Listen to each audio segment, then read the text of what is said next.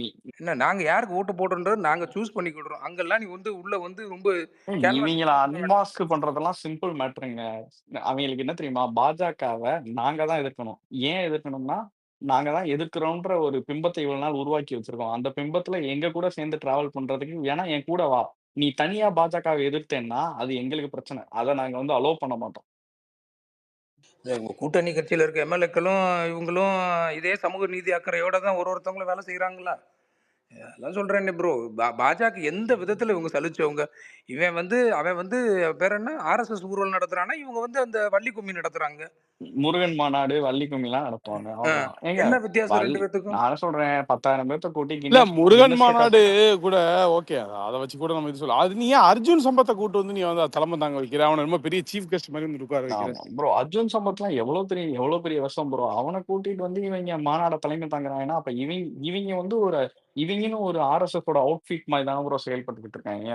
ஒரு ஒரு ஒரு என்ன சொல்றது? ஒரு கவர்ன்மெண்ட்னா it should be free from religion, free from caste எல்லாத்துக்குமான ஒரு அரசியலா தானே இருக்கணும். இப்ப இந்த மாரி இவனுங்க வேற ஏதாவது ம ம மத குறியீடு இருக்க விழாவெல்லாம் முன்னெடுக்கிறாங்களா என்ன? இந்த மாரி இப்ப முருகன் மாநாடு வந்துட்டு அறநிலையத்துறை அமைச்சர் வந்து முன்னிலை பண்ணிட்டு இருக்காரு. இந்த மாரி வேற எங்கேயாவது இருக்கா என்ன? ம். அப்பலாம் வேற எதுவும் எடுக்கல. அவன் ப்ரோ அவன் வந்து இந்துத்துவா நாடு முழுக்க நம்ம இந்துத்துவா பரவணுன்றாங்க. இவங்க வந்து இங்க நடக்கிறது ஆன்மீக ஆட்சின்னு சொல்றாங்க. என்ன வித்தியாசம் 2 பேத்துக்கும்?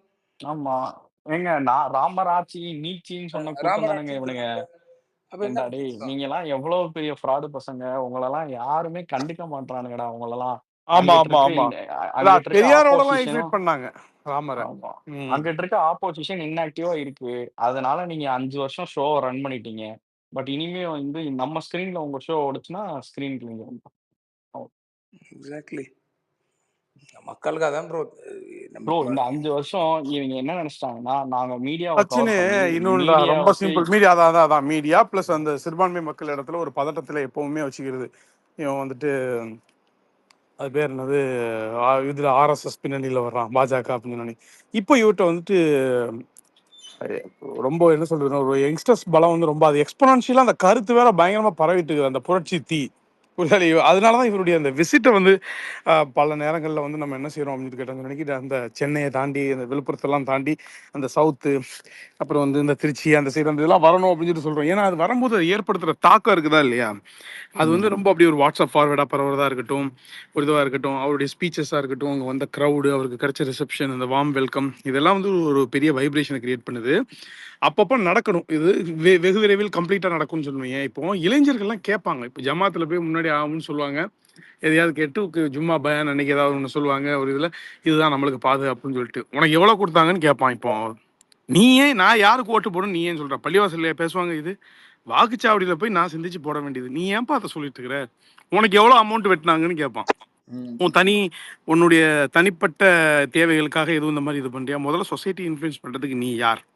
நீ மார்க்கம் சொல்லி கொடுக்குற மத போதகரா இருக்கிற அப்படின்னு சொல்லி கேட்டேன்னு நினைக்க அதுல இருக்கிற டவுட்ஸை மட்டும் நீ வந்து கிளாரிஃபை பண்ணு.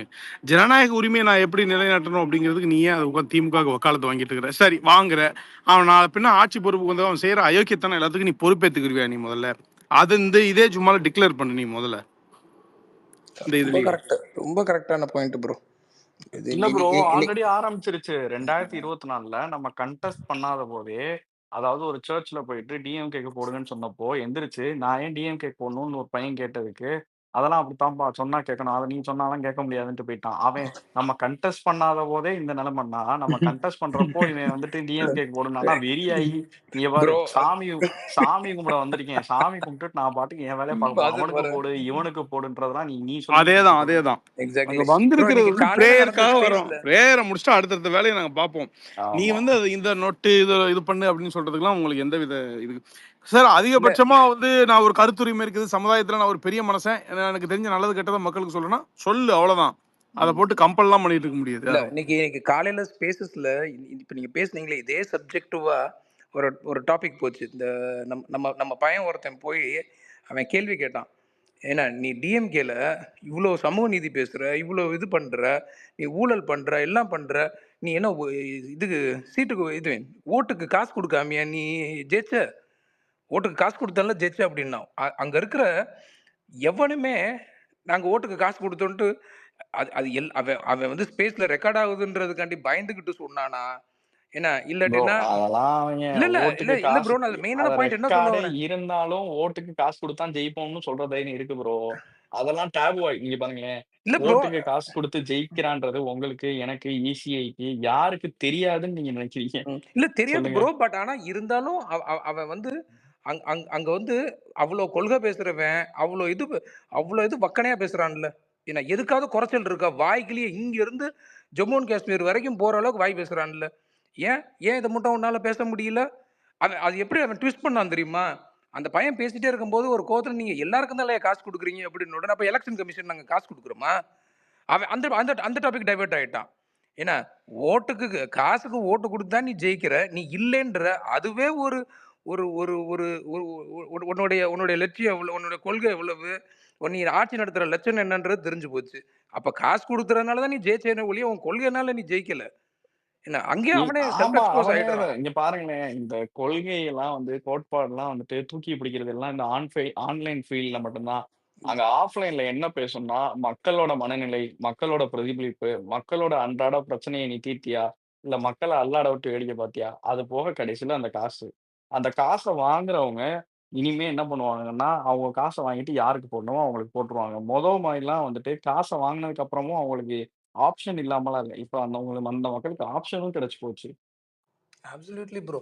இல்ல அவங்க அவங்க அவங்க நிறைய செட் பண்ற அவங்க அவங்க மோஸ்ட்லி பேசுற விஷயங்கள் இவ்வளவுதான். என்ன எனக்கு தெரிஞ்சு அதான் சொல்றேனே, I'm extremely happy everybody listening. எவ்வளவு நேரமா பேசிட்டு இருக்கீங்கன்னு தெரியல. அட்லீஸ்ட் நான் வந்த டைம்ல இருந்து என்னோட அப்சர்வேஷன் என்னன்னா, indeed everybody are for more mature then anybody good expect. ஏன்னா இந்த மெச்சூரிட்டி இருந்தாவே நம்ம போதும். இதை நம்ம என்ன டெய்லி பேசணும் பேசணும் பேசணும் பேசிட்டே இருக்கணும். நம்ம வந்து இந்த அங்கே போய் இந்த ட்ரிகர் ஆகி ஒரு ஒரு ஒரு ப்ரொபகண்டாக்குள்ள போய் செட் ஆகிட்டு அவன் ஒரு ப்ரெஷர் அவன் ஒரு ஒரு ஒரு டிப்பிக்கலாக ஒரு நரேட்டிவ் செட் பண்ணுவான். அதெல்லாம் விடவே கூடாது. உனக்கு தைரியம் இருந்தால் இங்கே வா, வந்து பேசு. ஏன்னா நீ என்ன பேசணுன்றத அங்கே அங்கே நம்ம கண்ட்ரோல் எடுப்போம், அவ்வளோதான். ஏன்னா இது வரைக்குமே தளபதியாக இருக்கட்டும், ஆதவ அர்ஜுனாவாக இருக்கட்டும், புஷியாக இருக்கட்டும், இவங்க இங்கேருந்து அவதூறு பரப்புறாங்களே ஒழிய அவங்க செட் பண்ணுற நரேட்டிவ்ல யாருமே லாக் ஆகல.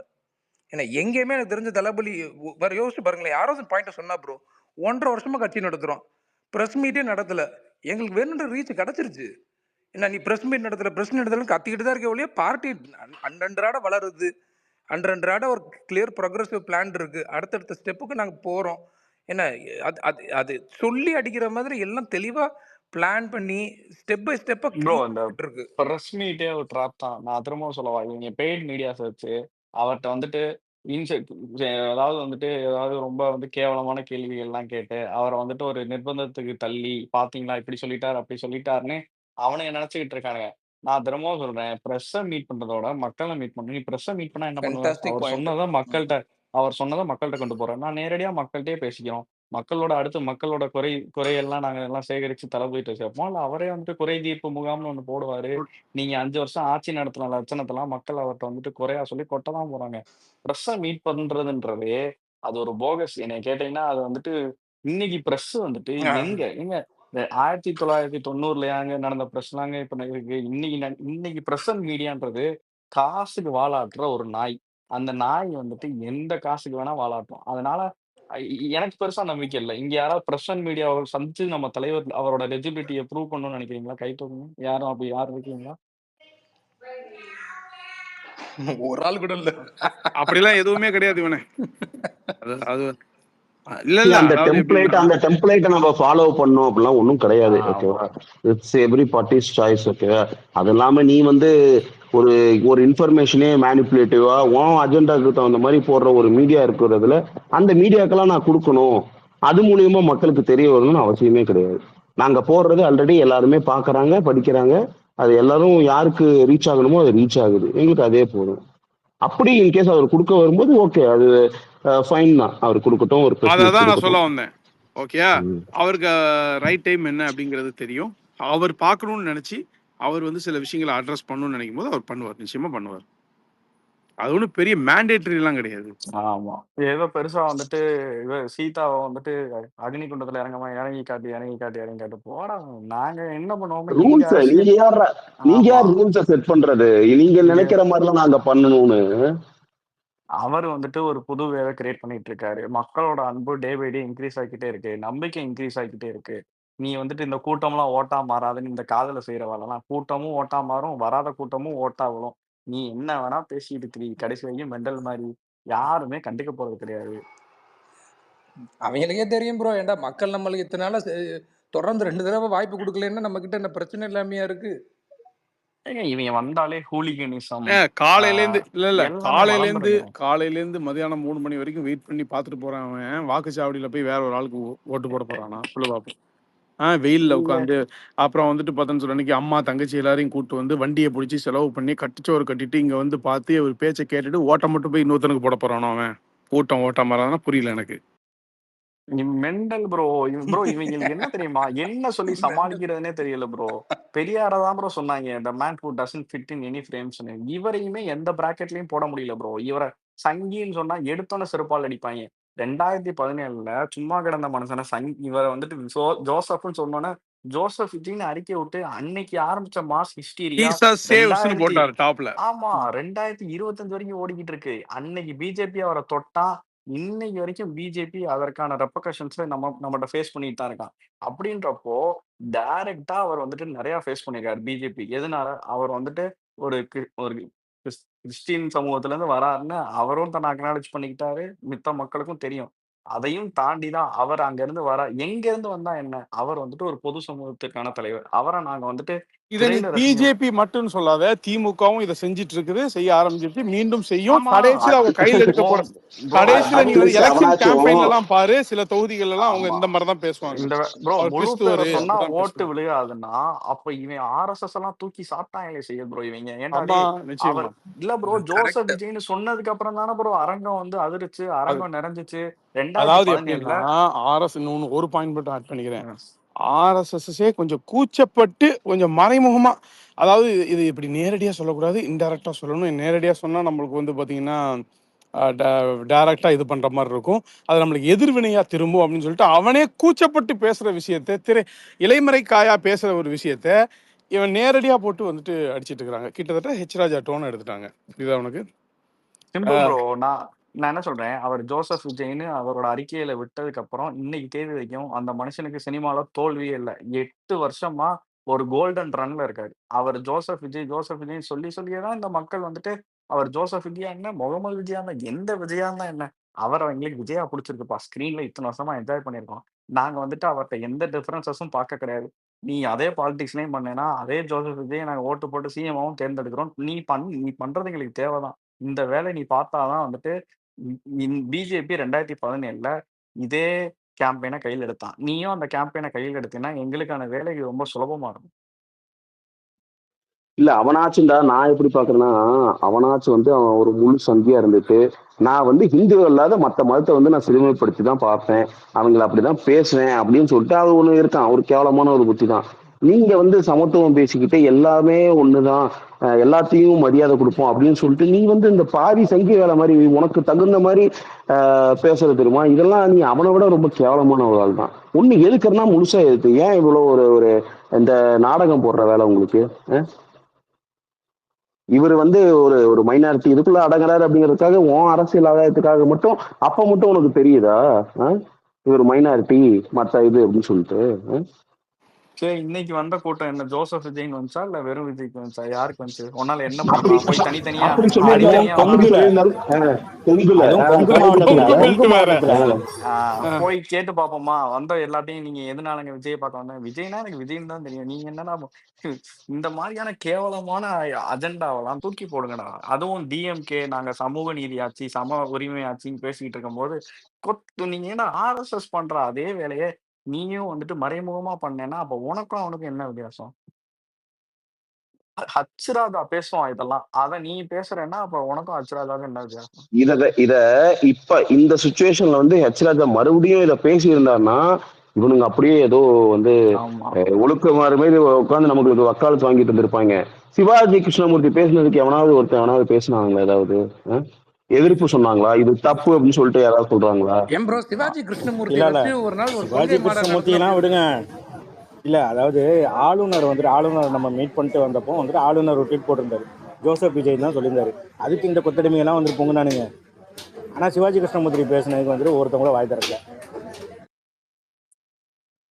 சிவாஜி கிருஷ்ணமூர்த்திலாம் ஆபாச மேடை பேச்சாளருங்க. அவன் எதுக்கு வச்சிருக்கானுங்கன்னா, அவனுங்க வந்து டிஎம்கே 2 விதமா ஆட்சி நடத்துவானுங்க. ஒண்ணு யார் யாரெல்லாம் அவங்கள எதிர்க்கிறாங்களோ மறைமுகமா கூலிப்படையை விட்டு ஒரு மாரி கொல்றது, இந்த மாரி பண்றது. இன்னொன்னு வந்து இந்த மாரி வந்து மேடைகள்ல வந்துட்டு எதிர்த்துல இருக்க தலைவர்கள வந்துட்டு ஆபாசமா பேசி, அவங்களுக்கான மக்கள் மத்தியில இருக்க ஒரு மாச குறைக்கணும்னு பார்ப்பானுங்க.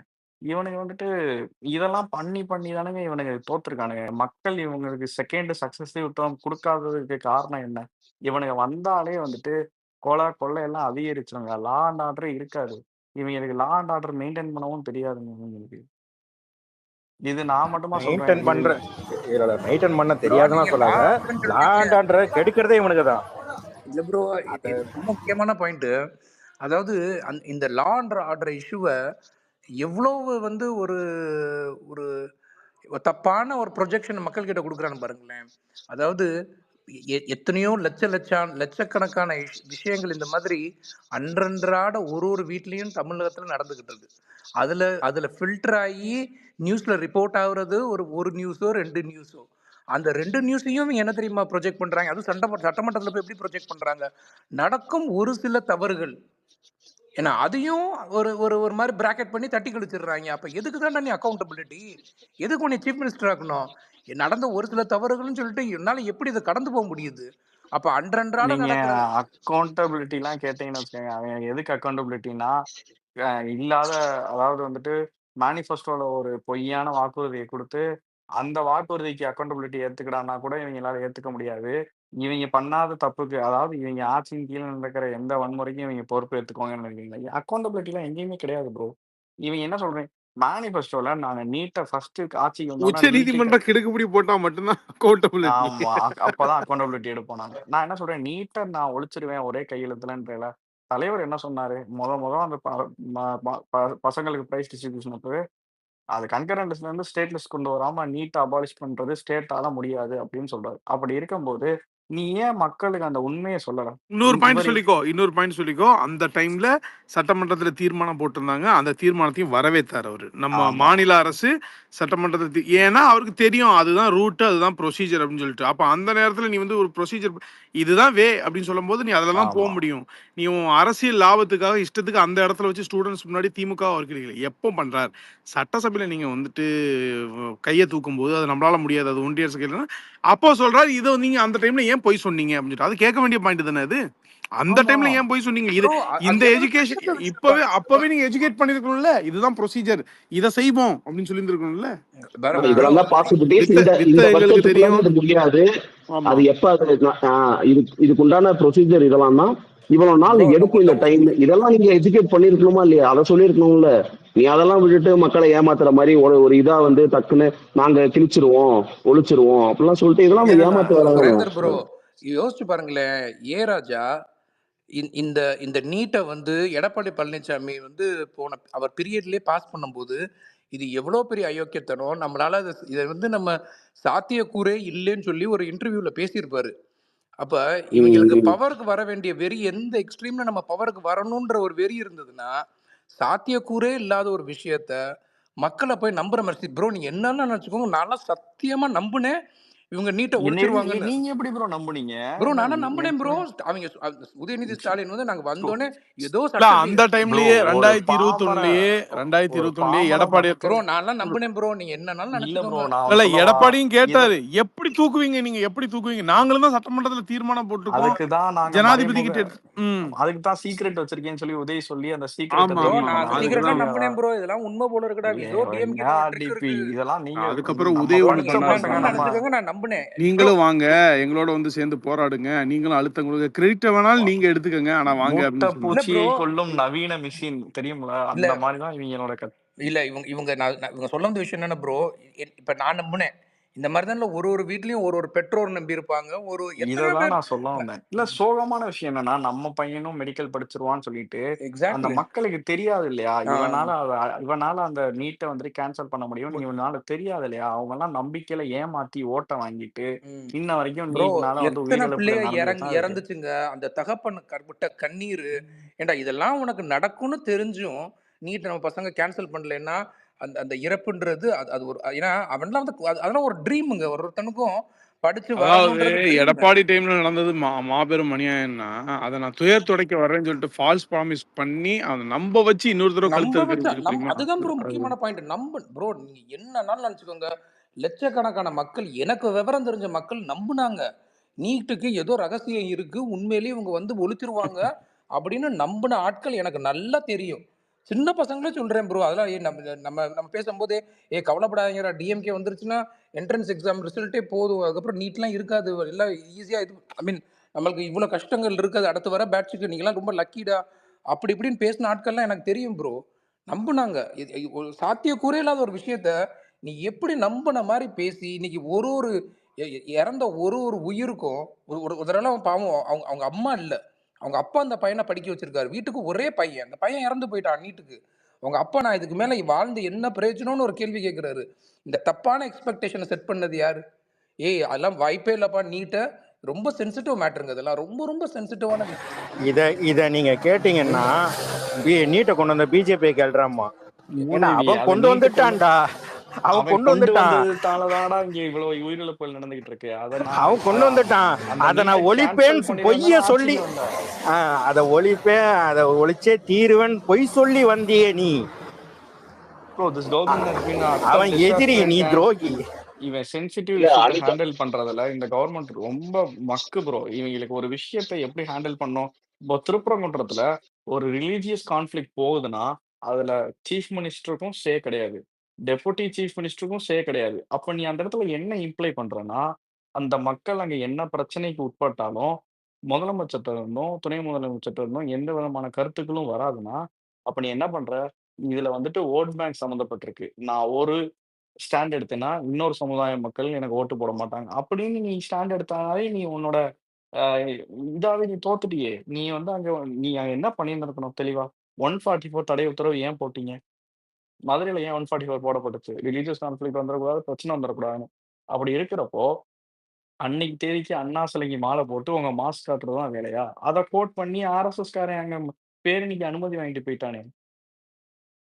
அன்னைக்கு மதுரையே உச்சக்கட்ட பரபரப்புல இருந்துச்சு. அவ்ளோ பெரிய பேர கூட்டி, திருப்பரங்குன்றத்துல வந்துட்டு இவ்ளோ பெரிய கூட்டம் கூடியிருக்குன்னா, அதுக்கு காரணம் யாரு? மேல் பாதி கோயிலுக்குள்ள மக்கள் உள்ள நுழைஞ்சுட்டா, நீ வந்துட்டு ரிலி அ கம்யூனல் கிளாஷ் நடந்துரும்னு வந்து நீ உச்ச நீ அ ஹைகோர்ட்ல உயர்நீதிமன்றத்துல போயிட்டு உச்சநீதிமன்றத்துல போய் நீ வந்து ஸ்டே உயர்நீதிமன்றம். உயர்நீதிமன்றத்துல போய் ஸ்டே ஆர்டர் வாங்குற. அது நடந்துச்சுன்னா பிரச்சனை ஆயிரும். பீஸ் கமிட்டி அரேஞ்ச் பண்றோம். அதுல 2 சாராரும் வந்து பேசி, அ ஒரு அ ஒரு இதுக்கு வந்தோனே, அதாவது ஒரு செட்டில்மென்ட்க்கு வந்தோனே அப்புறமா தொறக்குறோம்னு சொல்றீல்ல.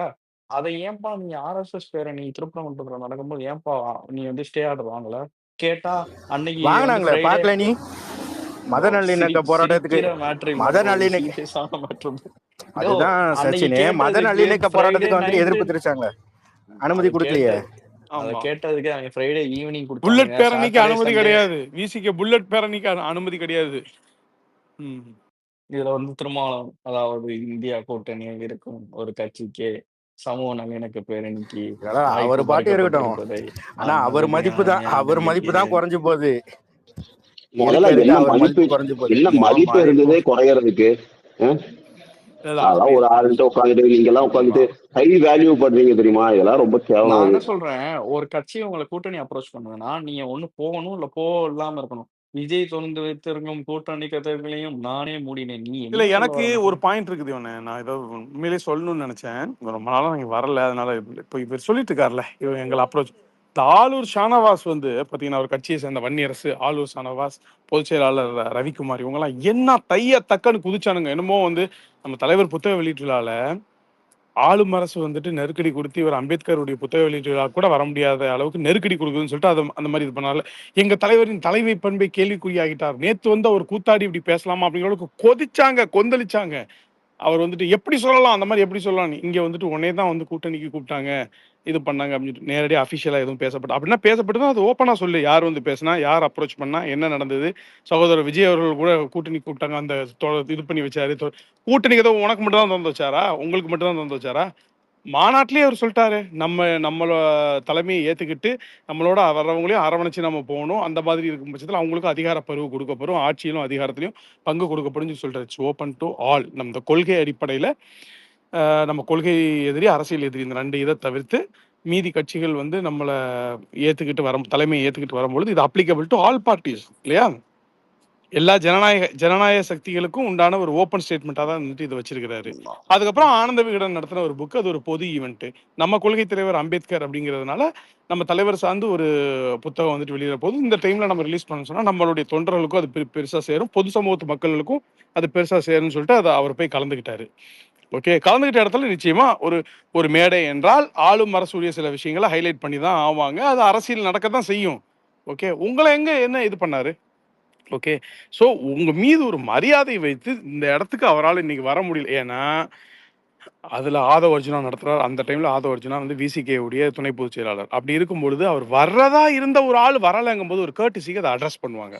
ஒரு ஆள் வரத சரி என்னப்பா நான் வர்றதுனால அவரால் வர முடியாம போயிடுச்சு அப்படிங்கும் பொழுது ஒரு கர்டிசிக்கு என்ன பண்ணுவாங்க, ஒரு மரியாதை நிமித்தமா இவர் வர வேண்டியது இருந்தது, வரல. சரி, அவருடைய எண்ணங்கள் நம்மளோட வந்துட்டு இந்த சபையை மீன் பண்றாரு. அவரு அந்த கூட்டம் நடந்த சபையை மீன் பண்றாரு. ஓகே, அவர் வரணும்னு விருப்பப்பட்டிருந்திருக்கலாம், வேற சில காரணங்களால் தவிர்க்க முடியாத ரீசன்ஸ்னால அதை அவாய்ட் பண்ணியிருக்கலாம். அதனால அரசு அழுத்தம் இருக்குது அப்படின்னு சொல்றாரு. தையாத்தக்கான்னு குதிச்சிங்க, இன்னைக்கு வந்து உங்க எங்களை கூட்டணி கூப்பிட்டாங்க, நாங்க கதை உடைச்சிட்டோம் கூட்டணி. நீ எப்படி சொல்லலாம்? நீ அதை ஓப்பனா அப்ப நீனும் ஒரு யூகத்தின் அடிப்படையில தானே பேசிட்டு இருக்கிற. நீ உங்களை யாரும் எதுவும் சொல்லிடக்கூடாது, ஊன்னு வந்துருவீங்க அத்தனை பேரும். ரெண்டாவது இவனுங்க குதிக்க அர்த்தமே இல்லையே, இவங்களை பத்தி நம்ம பேசவே இல்லையே. இவங்க ஏன் குதிக்கிறாங்க? டிஎம்கே ஏன் குதிக்கிறாங்கன்னா நான் சொல்லிடுறேன், ரொம்ப சிம்பிளா சொல்லிடுறேன்.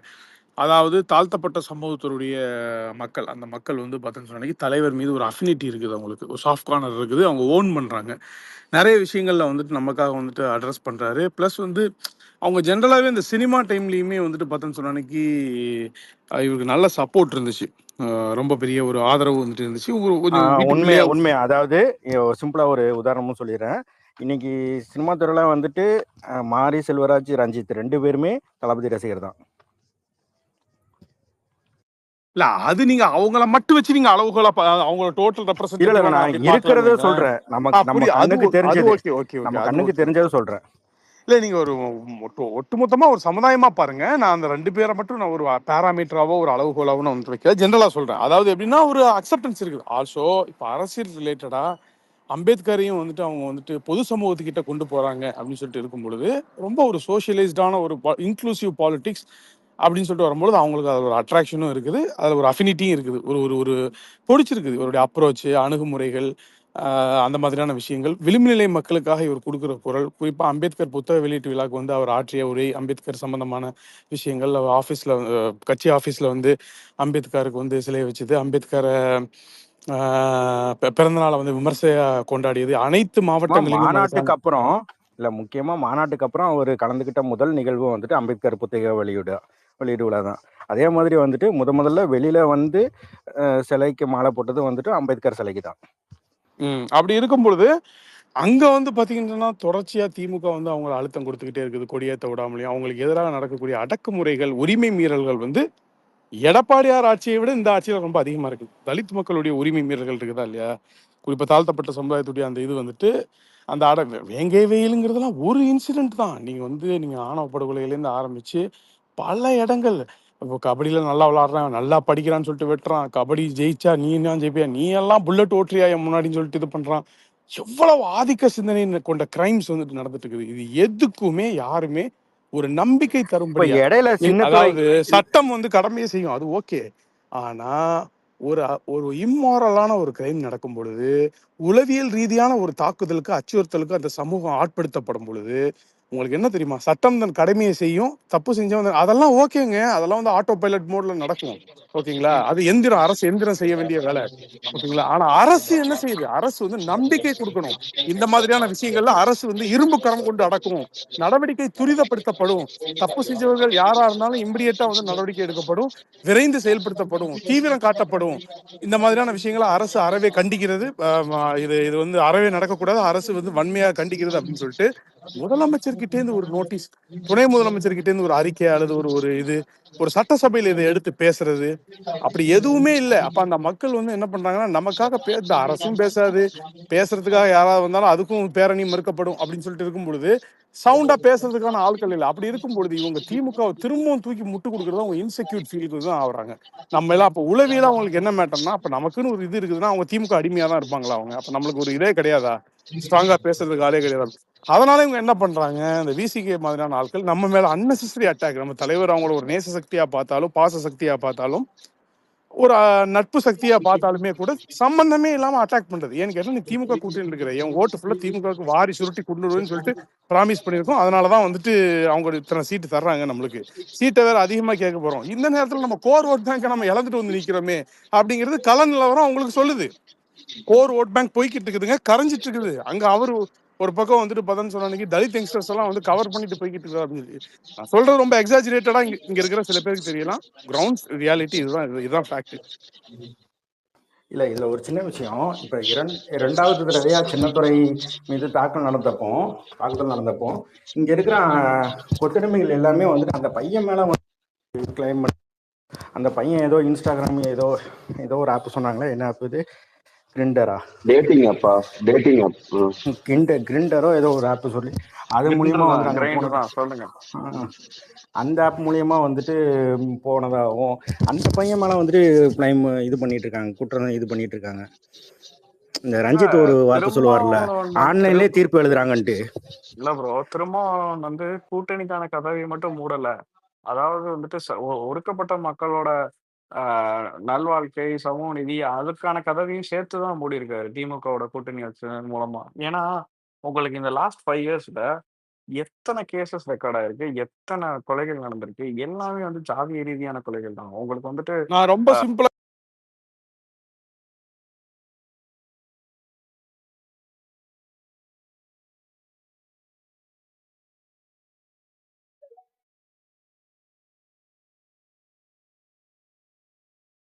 மியூட்டை போட்டு விட்டியாடா சுரேந்தர்? இல்ல, திமுக ஆட்சியில பேச்சு சுதந்திரம் இல்ல அப்படிங்கறது வந்து ஒரு சாம்பிள் காமிச்சாங்க எல்லாத்துக்கும். என்னாச்சு மியூட் ஆயிடுச்சு எல்லாருமே? என்ன கேட்டியா? மியூட் தெரியாம அமைக்கிட்டாங்க. Okay okay okay. என்ன சொல்லிட்டு இருந்தேனே, ஏதோ சிம்பிளா சொல்ல போனா திமுக ஆட்சியில இருந்து ஆதிக்க சிந்தனை அதிகமாயிடுச்சு. ஆதிக்க சிந்தனை கொண்டவருடைய கரங்கள் ஓங்க ஆரம்பிச்சிருச்சு, அவ்வளவுதான். அவங்க கைகள் வந்துட்டு அவங்க வந்து டேக்கிங் த லீட், புரியுதா இல்லையா? அப்போ இடைநிலை சாதியினருடைய ஆதிக்கம் வந்து நாங்க வந்துட்டு பார்த்தோன்னா இப்பதான் அப்ரஸ் பண்ணுவோம், இந்த மாதிரி தான் செய்வோம். இந்த ஆட்சி எங்களுக்கு அதுக்கு நல்ல ஒரு சிவப்பு கம்பள வரவேற்பு வந்துட்டு தருது. நான் ரொம்ப கம்ஃபர்டபுளா அப்ரஸ் பண்ணிட்டு போய்கிட்டே ஆமா இருப்போம். அப்படி அப்படித்தானே இருக்குது. நீ பாரு, அப்படிதான் இருக்குது. ஆமா ப்ரோ, அப்படிதான் இருக்கு. Free run, they are given the free run. ஆமா அது ஆமா இவங்க ஆமா. யார் ஜாதி யாருக்கு வெறியர்கள்லாம் கொடுக்குறாங்கன்னா, சந்தோஷமா இருக்காங்க. சூப்பர்ப்பா, ஆமா அழகா அடுத்தடுத்த வேலைகளை பார்த்துட்டு போய்கிட்டே இருக்கலாம் அப்படின்னு சொல்லிட்டு.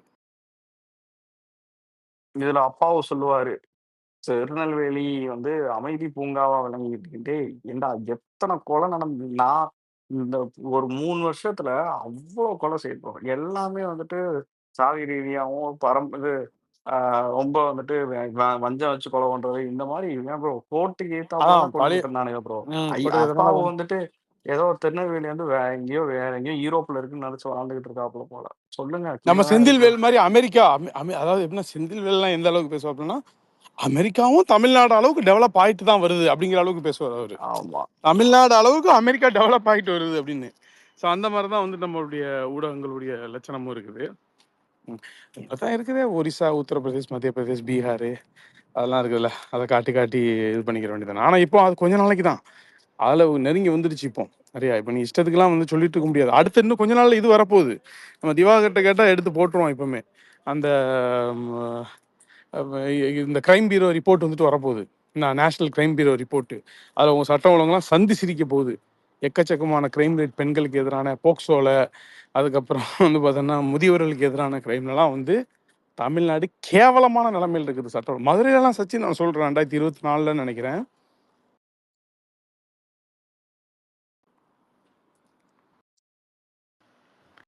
சீரியல் கில்லிங் நடந்துட்டு இருந்தது. அதாவது மீனாட்சி மிஷன் ஹாஸ்பிட்டலுக்கு பூந்து வெட்டுறானுங்க, நகையை எடுத்துட்டு போறானுங்க. ஒரு பாட்டி தனியா உட்காந்துட்டு இருக்கும்போது தொங்கட்டத்தை அறுத்து காதோட வெட்டி எடுத்துட்டு போறானுங்க. பெண்களா பார்த்து டார்கெட் பண்ணி தொடர்ச்சியா 3 நாள்ல 4 நாள்லயே என்னமோ 4 நாள்ல 4 கிரைம் இந்த மாதிரி சீரியல் கில்லிங்கா நடந்துட்டு இருந்தது. தெரியுமா உனக்கு? தெரியுமே. ப்ரோ நம்ம அதை டிஸ்கஸ் போன பண்ணோம். வருஷம் தென் மறந்துருப்போம் மாவட்டம் நிறைய. இல்லை தென் மாவட்டத்தில் ஜாதி கொலை பண்ணி அதை இன்ஸ்டா ரீல்ஸாக போட்டு வந்துட்டு போடுற அளவுக்கு வந்துட்டு இங்கே வந்துட்டு சட்டம் ஒழுங்கு கெட்டு அவுட் ஆஃப் கண்ட்ரோலில் இருக்குது. அதை பார்த்தீங்களா நீங்கள்? இது ஒரு பாளையங்கோட்டையில் என்ஜிஓ காலனி கிட்ட வந்துட்டு ஒரு கொலை நடந்து அதை வந்துட்டு ரீல்ஸாக போட்டு வந்துட்டு கொண்டாடிட்டு இருந்தாங்களே, பார்த்தீங்களா? ராஜேஷ், ஏதாவது 1 2 நடந்தா அதை ஞாபகம் வச்சுக்க மாதிரி இருக்கு. அதான் டெய்லியும் நடக்குதுல்ல, எதுங்கிறது கன்ஃபியூஷனா இருக்கு. அதுவும் இப்பெல்லாம் அந்த கோர்ட்டு வெளியவே வந்து நடக்குது. கோர்ட் வெளியே, போலீஸ் ஸ்டேஷன் வெளியே.